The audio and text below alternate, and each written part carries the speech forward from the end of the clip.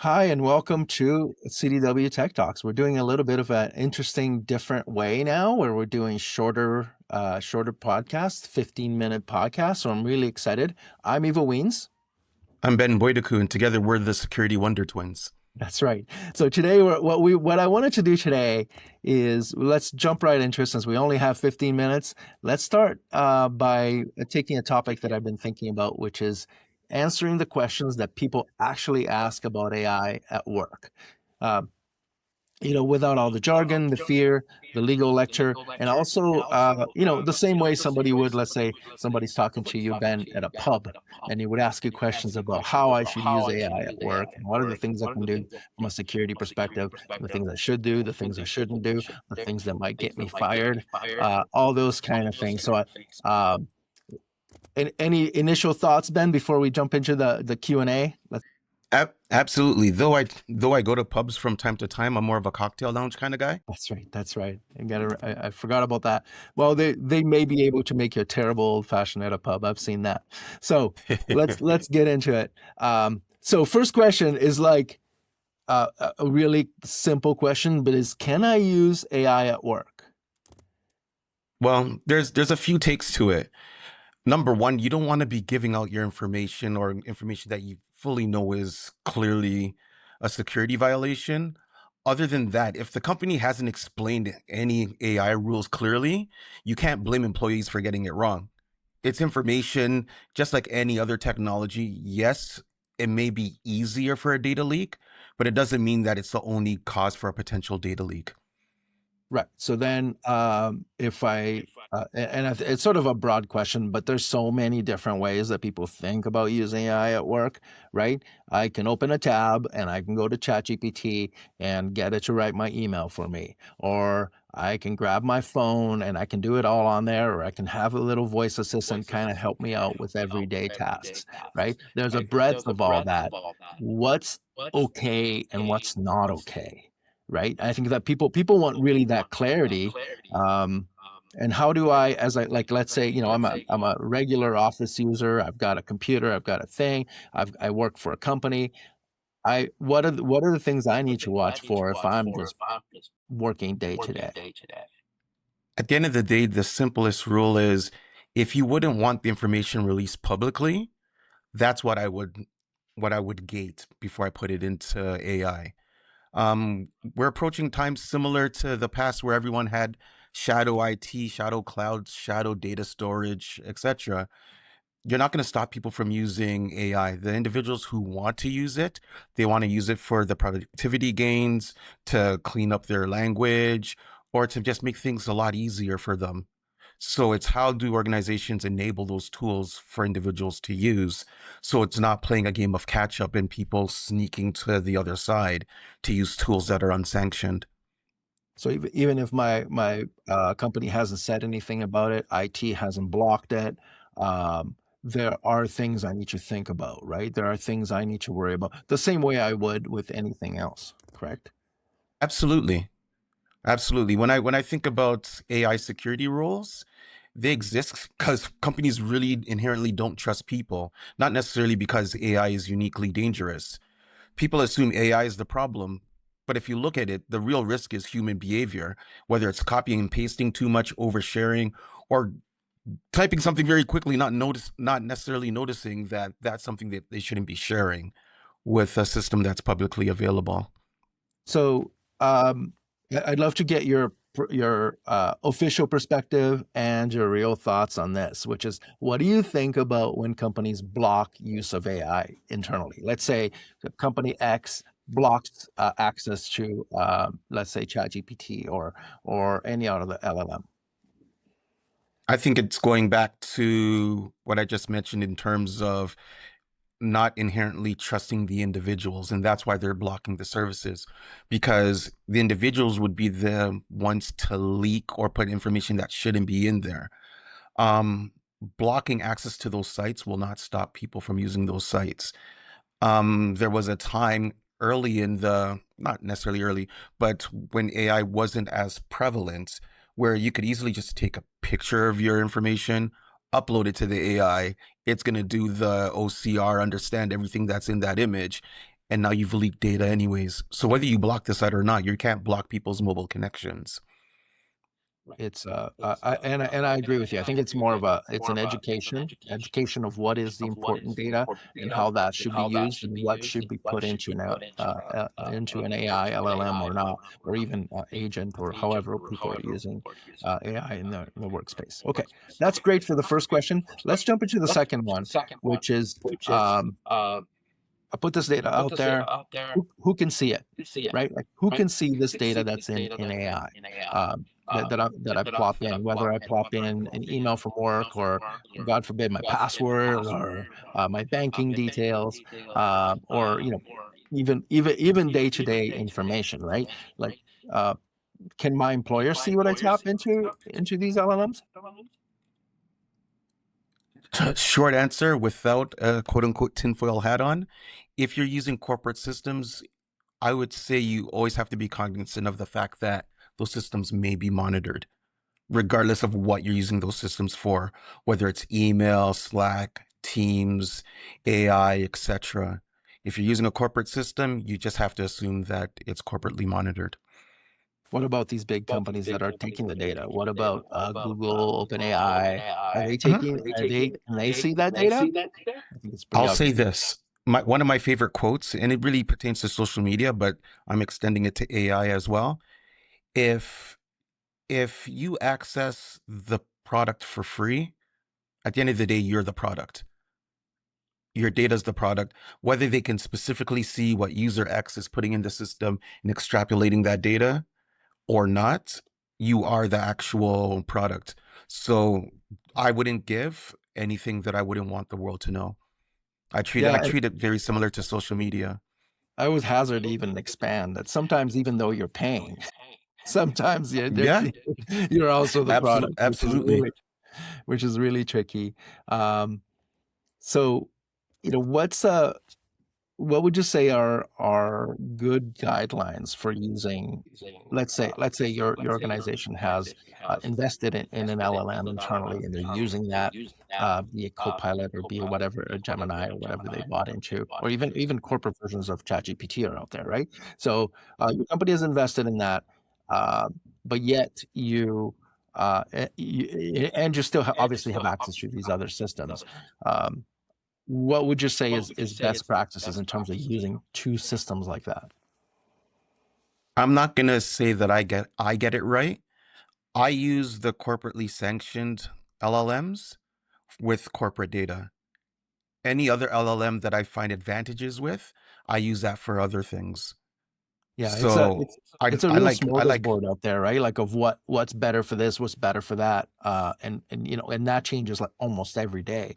So you can imagine as absolutely. somebody who's be writing the policy, that would be a nightmare to write a policy say use this but not this, right?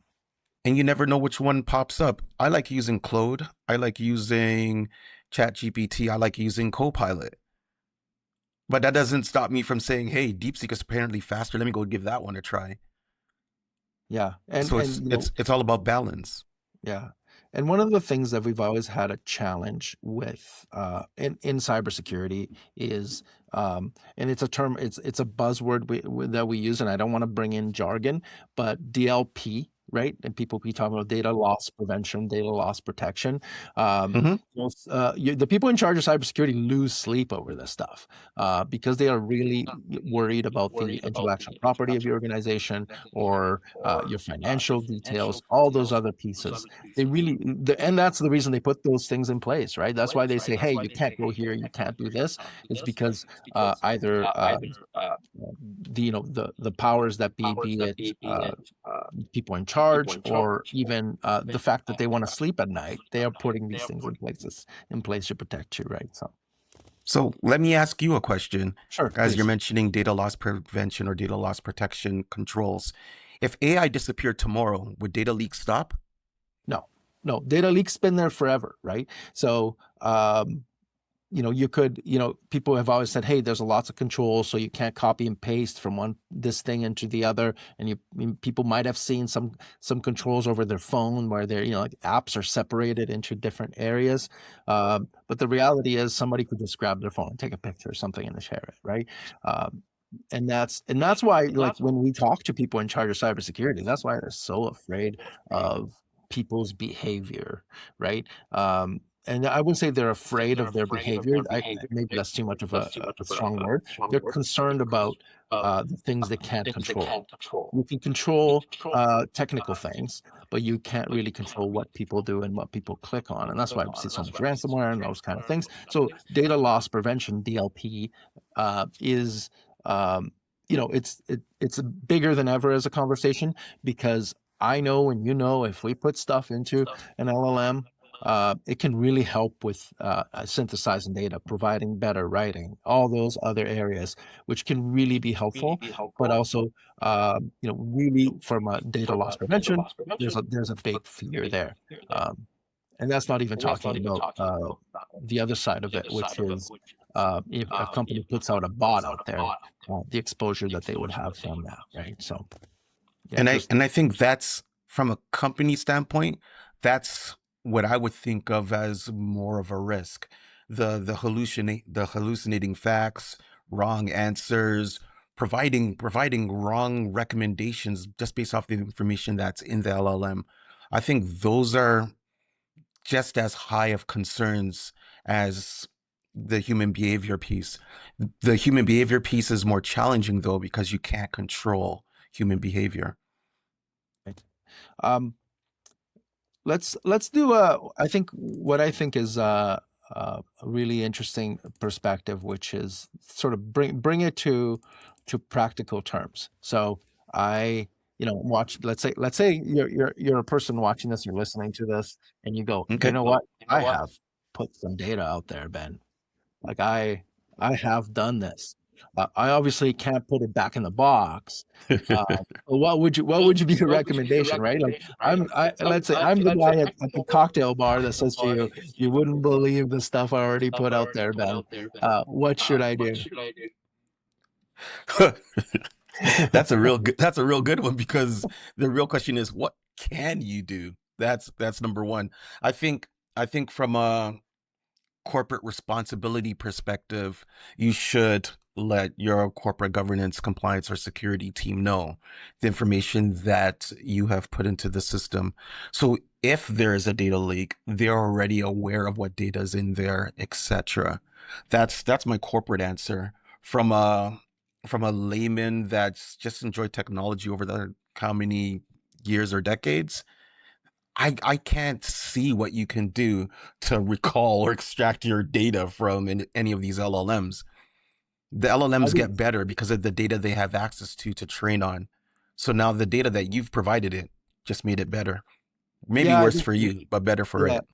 No, I'm with you. I think the recommendation I would give somebody is, let's say I 100% agree with the corporate side. I think you're absolutely right about that. On the personal side, start with a personal risk assessment, right? Like think of was it banking information you put out there? Was it your banking password? Like just go through those things and say, what was the risk of what I put out there, and how can I make sure that uh, you know whatever's there becomes old really fast, right?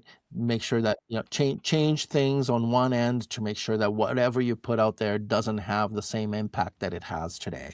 Diminish the impact of it by making changes, which is not simple, but it's we do this every day. Like that's when we think about us, when we think about our kids, when we think about our protecting things, we always think on a threat and risk assessment perspective.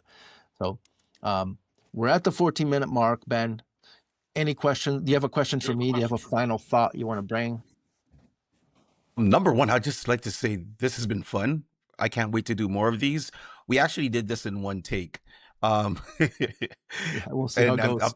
I was quite impressed with that. If I leave with a final thought or a final question, it's really just a statement, and it goes to the fear of using AI as an individual. If you're afraid to try using AI, what advantages do you think you're not taking advantage of? Like when you weigh that risk versus reward, there's a lot of reward right now, and it gets better as days and weeks pass. It's not in months to years as these systems improve. They really improve quite quickly. What are you afraid of to take your first dip into the AI pool? And I think, yeah, I love that thought because it really aligns to everything else that we need to think about when we're trying to protect data or thinking about data protection, which is go to your gut, and make the best decision you would with that data as if it was yours, right? Some of it is yours, uh, but protect that data as if it was yours, and as you want to protect it, whether it's personal or whether it's corporate. So I like that. And I'd leave another thought as well. AI is not perfect. You're going to get wrong answers. You're going to get hallucinations. And the thing about these LLMs, they will provide you these with a confident tone. It Yeah, I will mean, sound like it's Siri reminds me all the time, Ben, that, these answers it are will accurate. tell you with the utmost confidence, even though it's wrong. And if you check it for being wrong, it'll say, "You spotted a good one." And then it'll just continue like it never Yeah, made a mistake. exactly. So Oh, be yeah, very exactly. careful with the data that you receive from these LLMs as well. Yeah, I mean, it's uh critical thinking and critical using of it, which I think expands to what we talk about from a cybersecurity perspective as well, right? You have to be critical of the answers it gives, but you also have to be critical and understand the data that you're putting into it, and how it and establishes it. So, um, this has been super fun, Ben. Thank you very much. I can't wait for us to do our next one, and stay tuned for more of these short CDW podcast Tech Talks. Excellent. Thank you for having Cool. me. All right. Cheers. Bye. Take care. Cheers.